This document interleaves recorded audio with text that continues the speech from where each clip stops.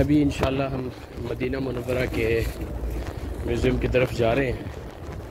یہاں ان لوگوں نے اس کو یوٹیوب پہ بھی نہیں دیا ہوا اور یہاں ویڈیو بنانے کی بھی اجازت نہیں ہوتی، لہٰذا میں نے موبائل جیب میں رکھا ہے سامنے، تو پھر دیکھتے ہیں اگر اس ویڈیو بننے دی گئی تو انشاءاللہ العزیز حاضرین کو اس کا پورا منظر دکھاتے ہیں، اور اگر ویڈیو بننے سے روک دیا گیا پھر انشاءاللہ اللہ حافظ، پھر اللہ کو جو منظور ہوگا۔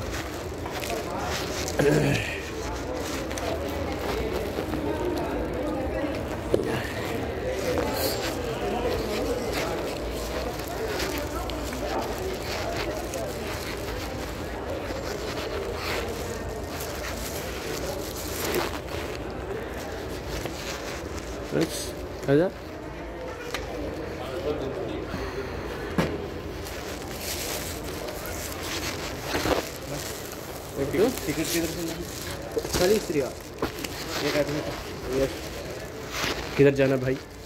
اردو؟ ہاں اردو۔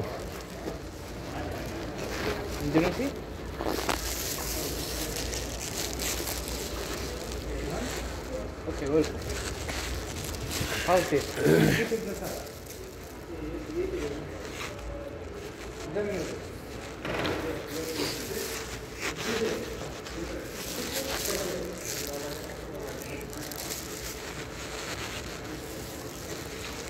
جی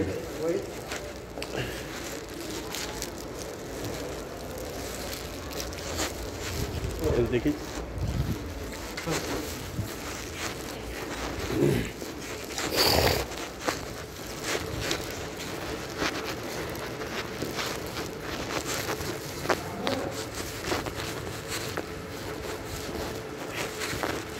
دیکھ سکتے ہیں کس قدر خوبصورت اندر سے اس کی کٹنگ کی گئی ہے، سارا لیڈی۔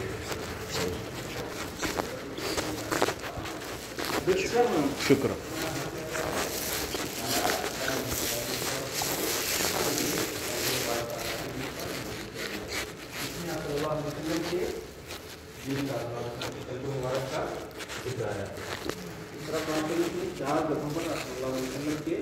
دل کا ذکر آیا ہے۔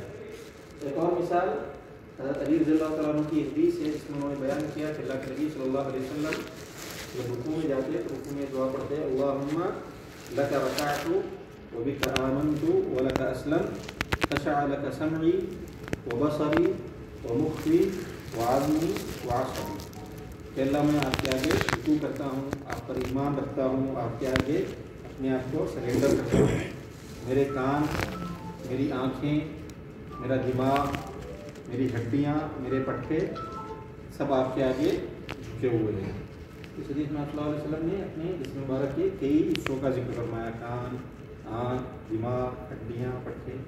تو جیسے میں یہ دو مثالیں دیکھیں، ایسی تقریباً 300 سے زیادہ اعضاء کا ذکر آتا ہے قرآن شریف میں یا مختلف حدیث میں، جن کو یہاں پہ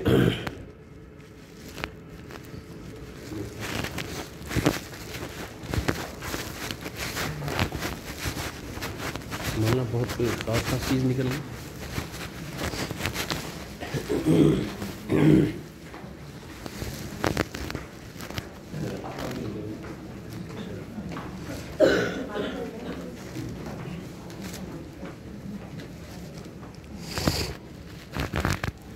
یہ سارا حصہ خواتین اور بچوں کے تعلق سے ہے۔ یہاں بتایا گیا کہ اللہ کے نبی صلی اللہ علیہ وسلم کے زمانے میں خواتین کی کیا ایکٹیویٹیز تھی اور عام زندگی میں ان کا کیا کنٹریبیوشن رہا ہے۔ تو جیسے ہم دیکھ رہے ہیں 60 سے زیادہ چیزوں کا ذکر آتا ہے اللہ کے نبی صلی اللہ علیہ وسلم کے زمانے میں خواتین کی ایکٹیویٹیز کے تعلق سے، جس میں سب سے پہلے علم کا میدان ہے۔ جب تک اللہ کے نبی صلی اللہ علیہ وسلم حیات تھے تب تک زندگی کے ہر معاملے میں لوگ اللہ کے نبی صلی اللہ علیہ وسلم کی طرف رجوع کرتے تھے۔ جب آپ صلی اللہ علیہ وسلم کا انتقال ہو گیا تو آپ کے بعد لوگ علم حاصل کرنے کے لیے یا فتویٰ حاصل کرنے کے لیے جن کی طرف رجوع کرتے تھے، ان میں جہاں مرد صحابہ تھے وہاں خواتین بھی تھی، صحابیات بھی تھیں، جن میں سب سے اہم نام کن کے ہیں؟ حضرت عائشہ رضی اللہ تعالیٰ عنہ اور حضرت ام سلمہ رضی اللہ عنہ کی۔ تو ان کی جو حیثیت تھی پورے عالم اسلام کے جو سب سے بڑے عالم یا مفتی تھے اللہ کے نبی صلی اللہ علیہ وسلم کے بعد ان میں ان کا شمار ہوتا تھا. اور اس سے ہم اندازہ لگا سکتے ہیں کہ اللہ کے نبی صلی اللہ علیہ وسلم نے خواتین کی علمی ترقی کے لیے کتنے مواقع فراہم کیے. اور پھر یہ ہمارے اور آپ کے سوچنے کا مقام ہے، ہماری خواتین کے بھی اور مردوں کے بھی، کہ اگر آج ہم تلاش کرنا چاہیں دنیا کے کسی بھی ملک میں یا کسی بھی شہر میں کہ وہاں کے جو بڑے عالم یا مفتی ہیں ان میں کتنی عورتیں ہیں، تو ہم کو کتنے نام مل سکتے ہیں. اور اگر نہیں جی وہی تو کر رہے ہیں کب سے. ٹھیک ہے وہاں بھی آئیں گے. اسی طرح ایک اور اہم میدان جو ہے جہاد کا میدان ہے. اس میں حصہ لینے والوں میں آپ صلی اللہ علیہ وسلم کی بیٹی حضرت فاطمہ ہے، حضرت عائشہ رضی اللہ تعالیٰ عنہ ہیں، حضرت ام سلیم ہیں جو حضرت انس رضی اللہ تعالیٰ عنہ کی والدہ تھیں. اسی طرح حضرت اسماء بنت یزید بن سکن ہیں جنہوں نے ایک جنگ میں کئی مشرکوں کو اکیلے قتل کیا تھا. اور جیسے بھی ہم نے دیکھا جہاد کے میدان میں جس طرح بری جنگوں میں شریک ہوتے تھے، اسی طرح بحری غزوات میں بھی شرکت کی تھی، جس میں حضرت ام حرام جو ہے انس کی خالہ تھیں. اسی طرح حضرت فاطمہ بنت قرظہ، ان سب نے بھی مختلف غزوات میں شرکت کی اللہ کے نبی صلی اللہ علیہ وسلم کے بعد کے زمانے میں. اسی طرح اگر آپ مالی معاملات دیکھنا چاہیں تو بہت ساری صحابیات تھیں جن کا اپنا کاروبار تھا، جس میں سب سے مشہور نام حضرت خدیجہ رضی اللہ تعالیٰ عنہ کا ہے. اسی طرح حضرت ہند بنت عتبہ ہے جو حضرت معاویہ رضی اللہ عنہ کی والدہ تھیں، اور دیگر صحابیات ہیں جن کا اپنا کاروبار تھا، تجارت تھی. پھر جو مختلف صنعتیں تھیں، چاہے کپڑے سے متعلق ہو، چمڑے سے متعلق ہو، کیئر گیونگ یا مینٹیننس ہو، ان سب میں بھی خواتین کی شرکت رہی. ایک اور اہم میدان طب کا میدان ہے، میڈیکل کی فیلڈ ہے. اس میں بھی آپ دیکھ رہے ہیں کتنے نام ہیں، جن میں وسلم کی بیٹی حضرت فاطمہ ہیں، حضرت عائشہ ہیں. 5 نمبر پر حضرت ام رومان ہیں جو حضرت ابوبکر صدیق رضی اللہ عنہ کی اہلیہ تھی. اسی طرح 13 نمبر پر حضرت رفیدہ انصاریہ رضی اللہ تعالیٰ عنہ ہیں، جن کے بارے میں آتا ہے کہ اللہ کے نبی صلی اللہ علیہ وسلم اور آپ کی فوج کے ساتھ وہ بھی میدان جنگ میں حاضر رہتی تھی. وہاں ان کے لیے میدان جنگ میں ان کے لیے پورا خیمہ لگایا جاتا تھا، کیمپ لگایا جاتا تھا. جو صحابہ جنگ میں زخمی ہوتے تھے وہاں وہ ان کا علاج کرتی تھی. اور جن لوگوں نے میڈیکل کی ہسٹری لکھی ہے انہوں نے مانا ہے کہ ہماری معلوم تاریخ میں فیلڈ ہاسپٹل کا جو سب سے پہلا ذکر آتا ہے وہ حضرت رفیدہ رضی اللہ تعالیٰ عنہ نے قائم کیا. اور مسلمانوں کے کئی 100 سال کے بعد یہ چیز دوسری قوموں میں آئی ہے. تو اس طرح زندگی کے جتنے بھی اہم شعبے تھے، چاہے ان کا تعلق علم سے ہو، جہاد سے ہو، کاروبار سے ہو، مختلف طرح کی صنعتیں ہوں، علاج معالجے کا میدان ہو، یا زندگی کے دوسرے شعبے ہوں، ان سب میں ضرورت کے مطابق اللہ کے نبی صلی اللہ علیہ وسلم کے زمانے میں خواتین نے بھی شرکت کی، انہوں نے بھی حصہ لیا. لیکن ان کے جو خاص احکام ہیں پردے کے اور دیگر احکام، ان کا خیال رکھتے ہوئے، ان کی رعایت کرتے ہوئے. لیڈیز سائڈ آ جائیں.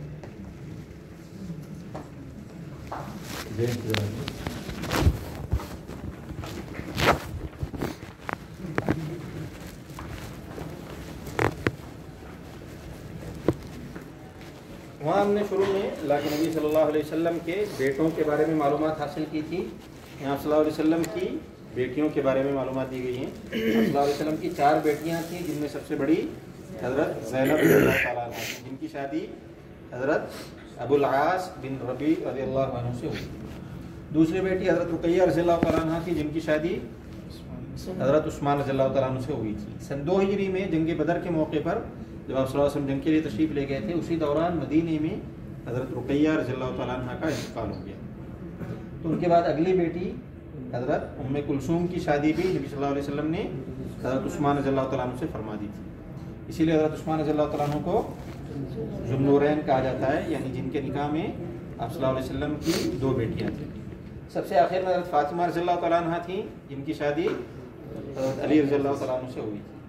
پھر ہم نے جیسے وہاں دیکھا کہ تینوں بیٹوں کا انتقال بچپن میں ہو گیا تھا، اسی طرح آپ صلی اللہ علیہ وسلم کی تینوں بڑی بیٹیوں کا انتقال آپ صلی اللہ علیہ وسلم کی زندگی میں ہو گیا تھا. آپ کی اولاد میں سے صرف حضرت فاطمہ رضی اللہ تعالیٰ عنہ تھیں جو آپ صلی اللہ علیہ وسلم کے انتقال کے وقت تک زندہ رہیں، اور آپ صلی اللہ علیہ وسلم کے انتقال کے چند مہینے کے بعد ان کا بھی انتقال ہو گیا۔ اب اگلے حصے میں ہم یہ دیکھیں گے کہ آپ صلی اللہ علیہ وسلم کے زمانے میں مکہ کیسا تھا اور مدینہ کیسا ہوتا۔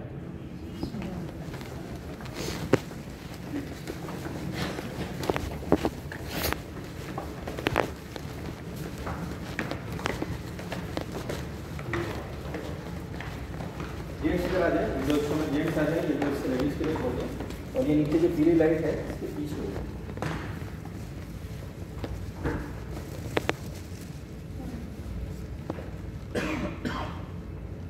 نظر آ رہا ہوں آپ کو، ادھر آ جائیں، ادھر لے لو، ویل چیئر ادھر لے لو۔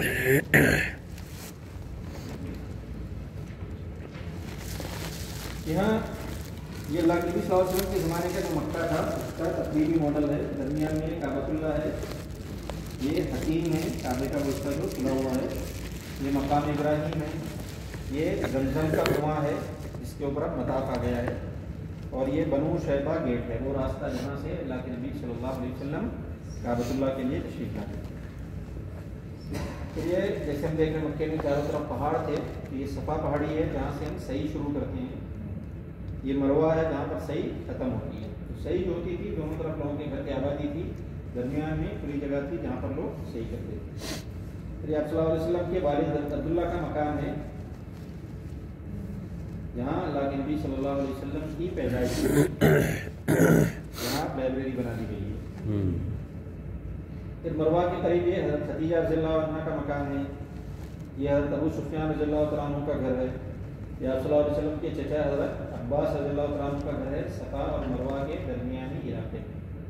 یہ حضرت ام ہانی رضی اللہ تعالیٰ عنہ کا مکان ہے، حضرت ابو طالب کی بیٹی تھی، نبی صلی اللہ علیہ وسلم کی چچازاد بہن تھی۔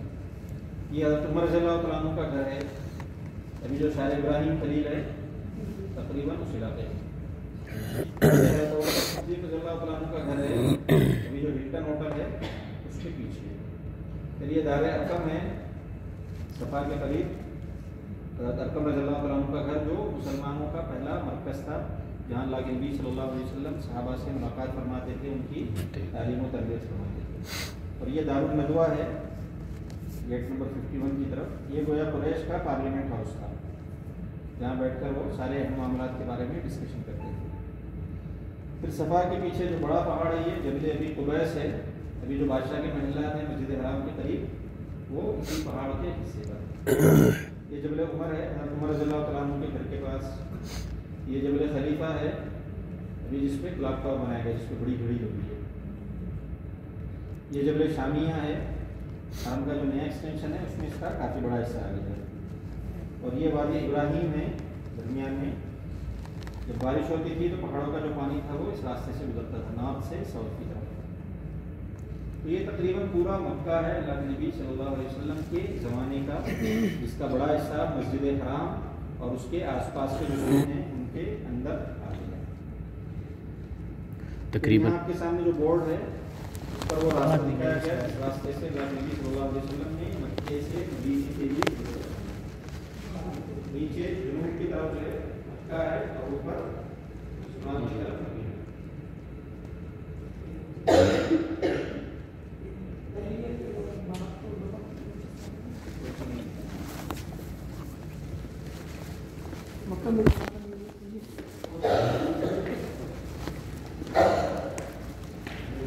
ادھر آ جائیں، جینٹ سے دو حصوں میں آ جائیں، یہ دو حصے لیڈیز کے لیے چھوڑ دیں اور یہ پیلی لائٹ سے پیچھے ہو جائیں۔ اچھا تھوڑا ایسے پیچھے ہو جائیں۔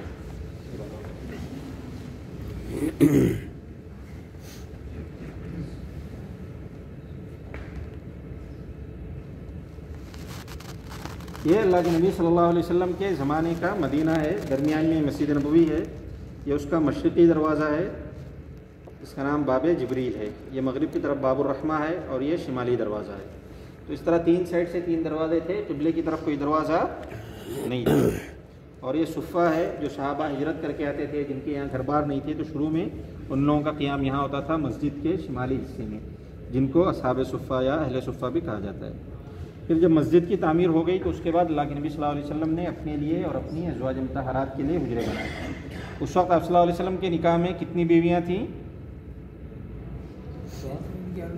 وہاں ہم نے دیکھا کہ مکے میں کتنی شادیاں ہوئی تھی؟ 3 شادیاں ہوئی تھی، جن میں سے حضرت خدیجہ کا انتقال مکے ہی میں ہو گیا تھا۔ تو جب آپ حجاز کر کے آپ کے نکال 2 بیویاں تھیں، تو شروع میں ان دونوں کے لیے حجرے بنائے گئے۔ تو یہ حضرت عائشہ رضی اللہ تعالیٰ عنہ کا حجرہ ہے، اور یہ حضرت سودا رضی اللہ عنہ کا۔ باقی شادیاں چونکہ یہاں آنے کے بعد ہوئیں، تو بعد میں جب بھی کسی سے شادی ہوتی تو آپ صلی اللہ علیہ وسلم ان کے لیے حجرے کا انتظام فرماتے۔ تو یہ حضرت حفصہ رضی اللہ تعالیٰ عنہ کا حجرہ ہے، یہ حضرت صفیہ رضی اللہ تعالیٰ عنہ کا، یہ حضرت رملہ کا، یہ حضرت زینب بنت جہش کا، یہ حضرت ام سلمہ کا، اور یہ حضرت جویریہ رضی اللہ عنہن و ارضاہن جمیعا۔ تو اس طرح اللہ کے نبی صلی اللہ علیہ وسلم اور آپ کی ازواج مطہرات کے حجرے جو تھے وہ مسجد کی مشرق کی سمت میں تھے اور آپس میں ساتھ ساتھ ملے ہوئے تھے۔ ابھی جو ہم سلام پڑھنے جاتے ہیں تو وہاں جو گرین باؤنڈری ہے اس میں ان حجروں کا زیادہ تر حصہ آ گیا ہے۔ یہ حضرت ابو ایوب انصاری رضی اللہ تعالیٰ عنہ کا مکان ہے، جہاں شروع میں اللہ کے نبی صلی اللہ علیہ وسلم نے قیام فرمایا تھا، اور یہ 2 منزلہ مکان تھا۔ ایک پر اللہ کے نبی صلی اللہ علیہ وسلم کا قیام تھا، اور دوسری میں حضرت ابو ایوب انصاری رضی اللہ تعالیٰ عنہ خود رہتے تھے۔ یہ حضرت ابوبکر صدیق رضی اللہ تعالیٰ عنہ کا گھر ہے، یہ حضرت عثمان رضی اللہ تعالیٰ عنہ کا، یہ حضرت علی اور حضرت فاطمہ رضی اللہ عنہما کا، یہ حضرت عبد الرحمن بن عوف رضی اللہ تعالیٰ عنہ کا۔ علی اور حضرت فاطمہ والا کون سا تھا؟ بلنگ نہیں کیا اس میں؟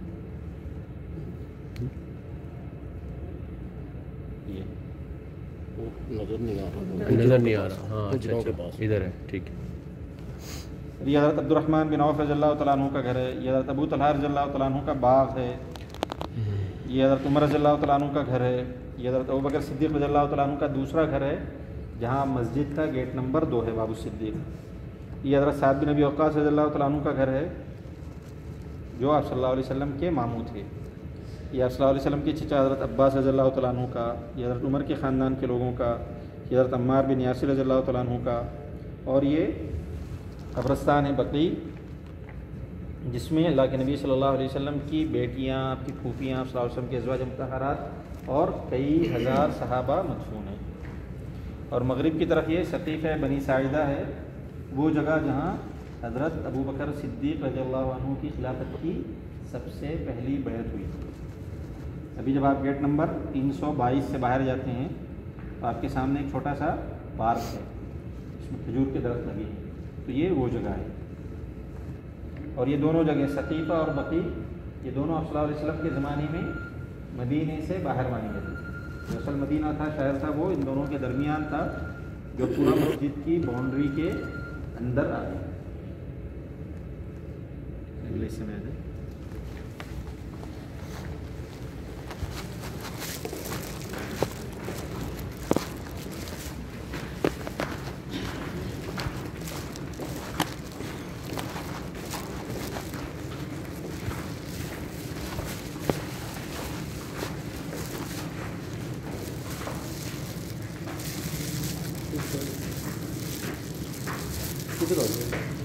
جینٹس ادھر آتے ہیں، تھوڑا سا پیچھے ہو جائے تاکہ سب آرام سے دیکھ سکیں۔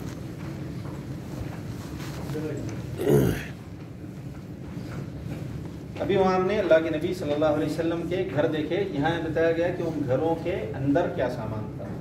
اس میں سوئی دھاگا، جوتے، کھال، برتن، ٹب، حضرت ام سلمہ رضی اللہ تعالیٰ عنہ کا زیور، زین جو گھوڑے پر لگائی جاتی ہے بیٹھنے کے لیے، چارپائی، خالص سونا، چولہا، تانبے کا برتن، پانی کا مٹکا، پردہ، نیزہ، دودھ کا پیالہ، انگوٹھی، چمڑے کا خیمہ، تھیلی، چادر، دسترخوان، زرہیں جو جنگ کی حالت میں استعمال ہوتی ہیں، جھنڈا، تاپ، لوٹا، نکیل جو اونٹ پہ لگائی جاتی ہے، گھوڑے کی لگام، پیالہ، چاقو، چادر یا لحاف، اسی طرح پھر دروازے، پتیلی، خود جو جن کی حالت میں سر پر استعمال کرتے ہیں، اسی طرح ڈھال، تولیہ، سامان رکھنے کی جگہ۔ تو اس سے ہم اندازہ لگا سکتے ہیں کہ اللہ کے نبی صلی اللہ علیہ وسلم اور آپ صلی اللہ علیہ وسلم کی ازواج مطہرات کی زندگی کیسی تھی، اور آج اللہ تعالیٰ نے ہم کو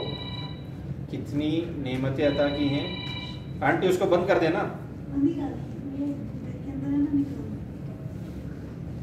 اس سے ہم اندازہ لگا سکتے ہیں کہ اللہ کے نبی صلی اللہ علیہ وسلم اور آپ کے ازواج مطہرات کی زندگی کیسی تھی، اور آج اللہ تعالیٰ نے ہم کو کتنی نعمتیں عطا کی ہیں اور ان نعمتوں پر ہم اللہ تعالیٰ کا کتنا شکر ادا کرتے ہیں۔ انشاءاللہ ان میں سے کچھ چیزوں کی تصویریں اگلے حصے میں ہم لوگ دیکھیں گے۔ پھر یہاں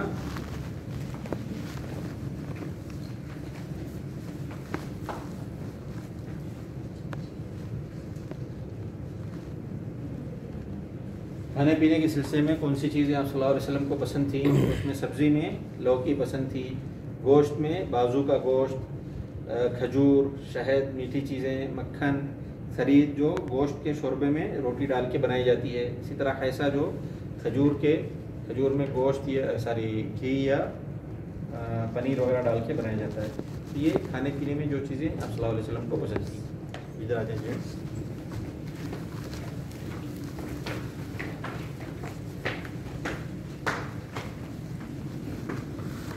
یہاں جن جگہوں پر اللہ کے نبی صلی اللہ علیہ وسلم تشریف لے گئے تھے ان سب کو یہاں پہ جمع کیا گیا ہے۔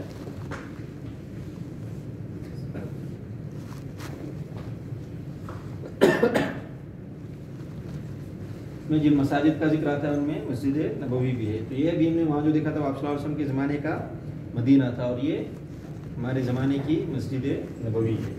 اس میں یہ جو حصہ ہے سبز گنبد اور اس کے آس پاس کا، یہ آپ صلی اللہ علیہ وسلم کے گھر تھے۔ اس سے ملا ہوا یہ جو حصہ ہے مغرب کی طرف، یہ ریاض الجنہ ہے۔ پھر اس کو جب آپ اور بڑا کریں گے یہاں سے یہاں تک، تو یہ آپ صلی اللہ علیہ وسلم کے زمانے کی مسجد ہے۔ پھر بعد میں آپ صلی اللہ علیہ وسلم کے بعد حضرت عمر رضی اللہ تعالیٰ عنہ نے، پھر ان کے بعد حضرت عثمان نے قبلے کی طرف مسجد کو آگے بڑھایا۔ پھر آپ صلی اللہ علیہ وسلم کے انتقال کے تقریباً 80 سال کے بعد جب سارے ازواج مطہرات کا انتقال ہو گیا تھا، تو اس وقت یہ سارے گھر مسجد میں شامل کر دیے گئے۔ بعد میں ترکوں نے اس حصے میں مسجد کو آگے بڑھایا مغرب کی طرف، اور یہ جو پورا حصہ ہے یہ سعودی دور کی توسیع ہے۔ اور یہ قبرستان ہے بقیع، جو اس وقت شہر سے باہر مانا جاتا تھا اور اب مسجد کے صحن کے ساتھ ملا ہوا۔ اور یہ سقیف ہے بنی ساعدہ ہے، اور یہاں گیٹ نمبر 322 ہے، 322۔ اور یہ جو مسجد کی باؤنڈری ہے اس وقت جو پورا شہر تھا وہ اس کے اندر تقریباً ہوا۔ پھر اگلا جو حصہ ہے وہ ڈیجیٹل میوزیم ہے، جس میں کچھ چیزوں کی تصویریں ہیں جو اللہ کے نبی صلی اللہ علیہ وسلم نے استعمال کی تھیں یا آپ صلی اللہ علیہ وسلم کے زمانے میں استعمال ہوتی تھی۔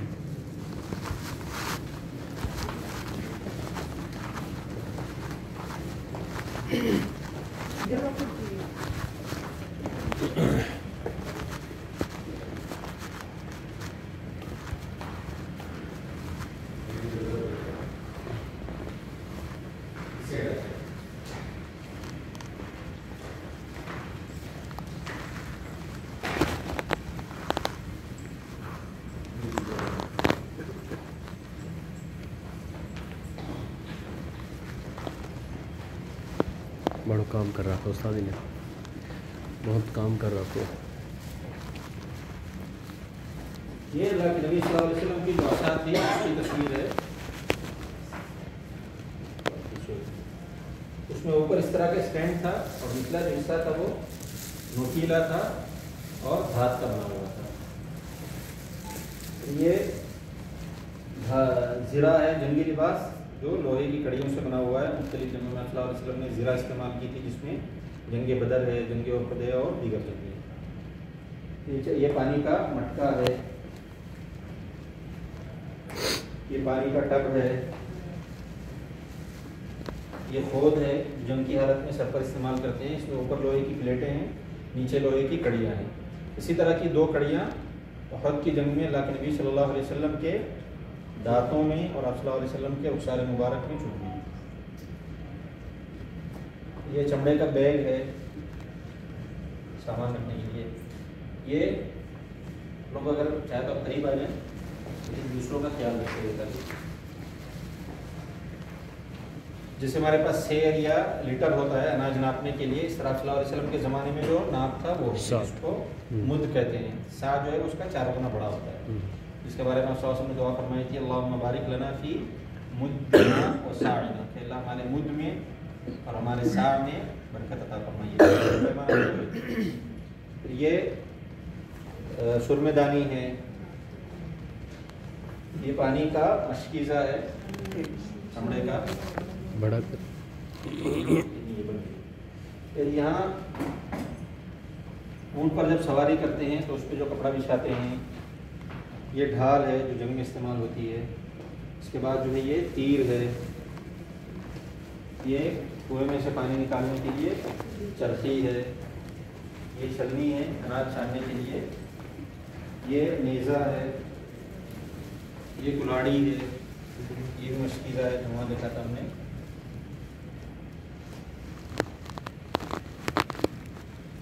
یہاں جتنا چائے بڑھا کر کے، یہ ڈول ہے کنویں میں سے پانی نکالنے کے لیے،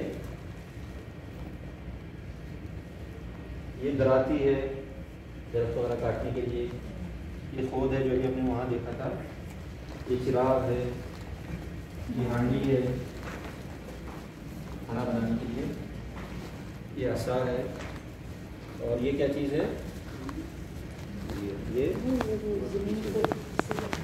یہ گنگا ہے، اس میں اوپر جو دندانی ہے بال بنانے کے لیے ہے، اور نیچے ہینڈل اس لیے ہے تاکہ ضرورت پڑنے پہ فیٹ وغیرہ کھلانے کے کام آ سکے۔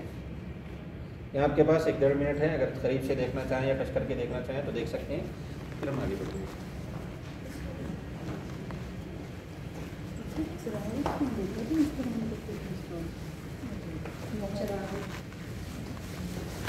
پہلے نیچے 360 جو لکھا ہوا ہے اس پہ کلک کریں، اس کے بعد بن رہی ہے کئی اور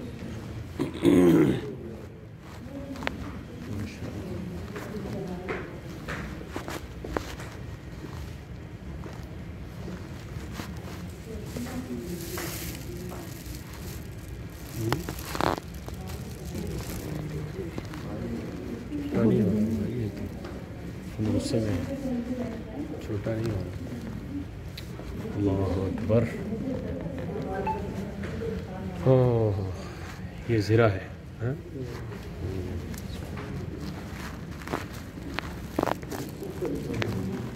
ایسا مبارک ہے، یہ دھات ہے کوئی،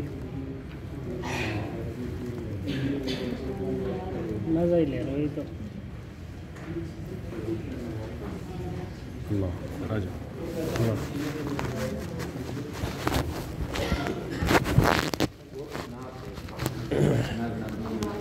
ہمارے پاس آج کل کلو ہے یا لیٹر ہوتا ہے، لیٹر جیسے پیمانہ ہے ویسے۔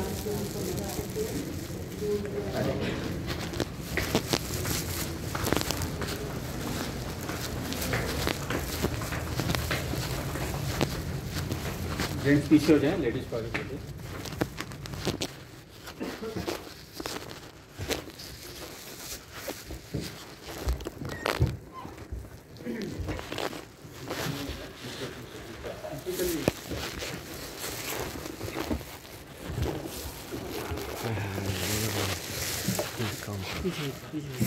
اور پیچھے نیا پیچھے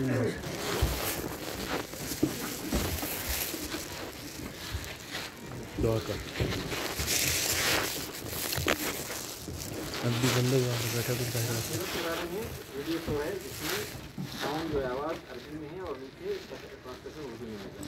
7 منٹ کا یہاں آتا ہے تو ویڈیو آڈیو لے سکتے ہیں۔